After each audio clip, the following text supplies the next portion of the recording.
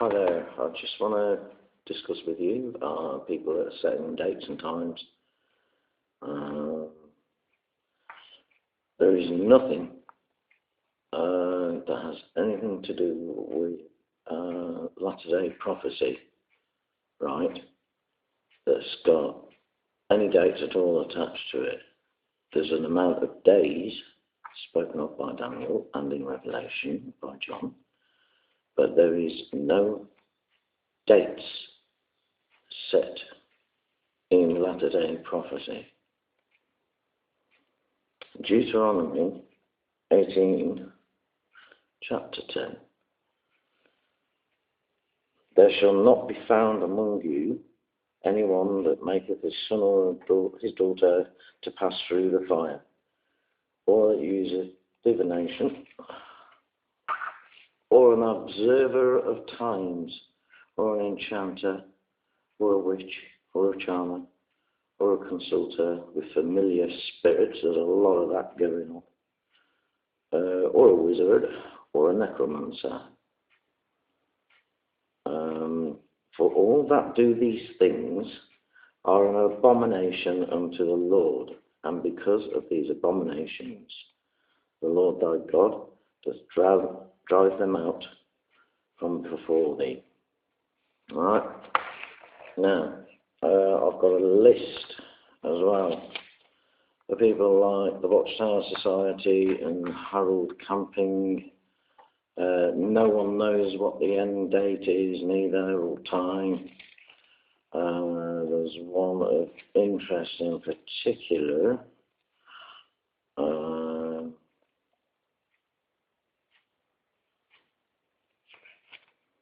It's Mark 13:32.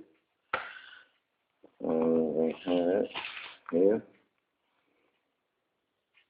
This is really interesting, this one. But of that day and that hour knoweth no man, no, not the angels which are in heaven, neither the Son, S-O-N, right, Jesus, but the Father. So why are these people making these latter-day prophecies like 1975 and the date that from Harold Camping, I can't remember, sometime last year? Why are they setting dates and times? One, they were told not to, you know what I mean? And like, it's all over the place. I mean, I can give you more scriptures to look up. There's also Deuteronomy 18:22.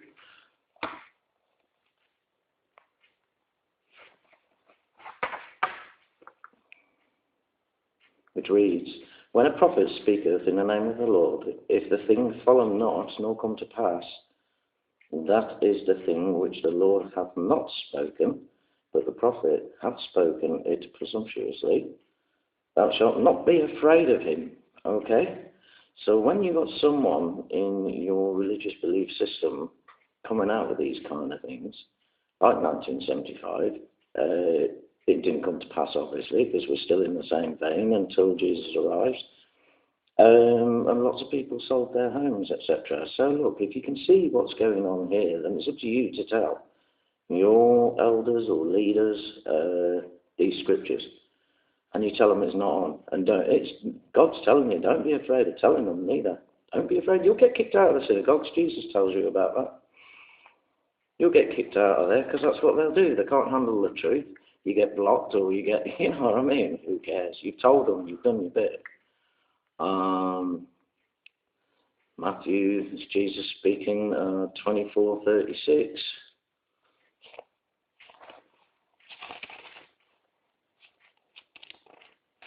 Over to page.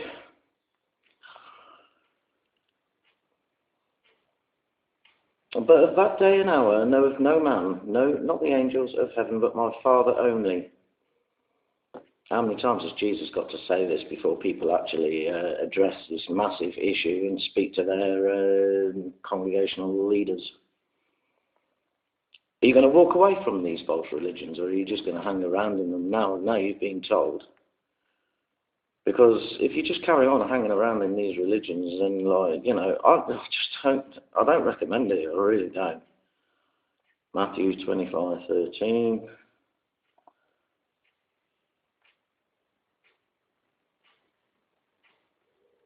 Watch therefore, for you know neither the day nor the hour wherein the Son of Man cometh. Right? That's another one that's pointing, another scripture that's pointing that out, and it's Jesus talking again. So chapter, the next chapter is saying the same thing. He says the same thing twice in the last one. But isn't that interesting? Not even Jesus knows. So, God's just going to turn around to Jesus and say, right, are you ready, chap? That's it. This is it. And that's it. So Jesus knows that, when he gets the word go, he's got to do what he's got to do. And obviously they're organised enough to know what they have got to do at that time.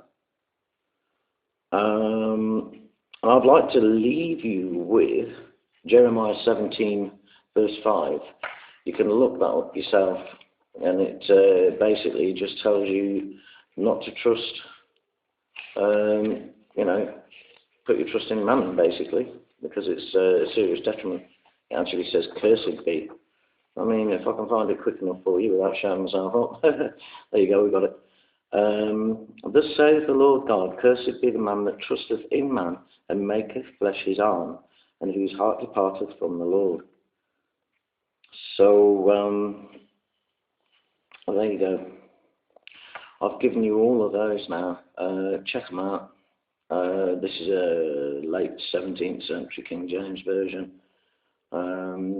But I don't know what other Bibles have been twisted or whatever. I don't know. People keep changing their Bibles and everything like that. There's also a warning about that in Revelation, the latter part. Jesus says it quite plain and simple. You change one word in here, you're going to share in the plagues. Is anyone listening?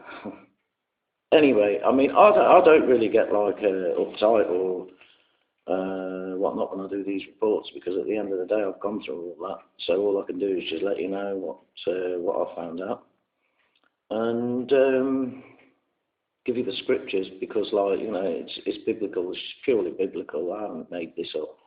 Your congregations have been set in times in the past. It's nothing to do with new light. Have you heard that one before? New light. No. Jesus said, even he doesn't know. So someone is taking the mick, right? Someone is controlling you, and they shouldn't be, because Jesus said otherwise. And I've just read at least 3 of Jesus' statements concerning this. What are you going to do? Your elder's going to turn around and say, well, it's new light. But hang on, no, Jesus said this. Jesus said this. I don't want to listen to any bloke turning around and trying to deny what Jesus has been saying, or put a stupid excuse in there for what he's been saying. Because there's just no denying it. He says even he doesn't know, and certainly no man. So what are they doing? What are they up to? Anyway, I'm going to leave you with that. But there's all the scriptures anyway. Look them up. And, as it's been written, don't be afraid to tell them. If you get kicked out of the synagogue and you're the only one floating around that seems to be saying this kind of thing, doesn't matter. Doesn't matter. If you're the only one left on the planet, it doesn't matter. Okay? Seriously. It doesn't matter. You've done your bit. That's straight from the Bible. You've told them. The end, right? If you're the only person, there's a struggle to start with, but you'll get a lot closer to God when you get out of these congregation of liars that keep giving you all of this, or these individuals. So and if anyone responsible for this kind of false prophecy, etc., is listening to this, then you ought to sort yourself out, because I know what's written in this book, that the time is near. So you need to sort this out. TTFN. Morning, Dave.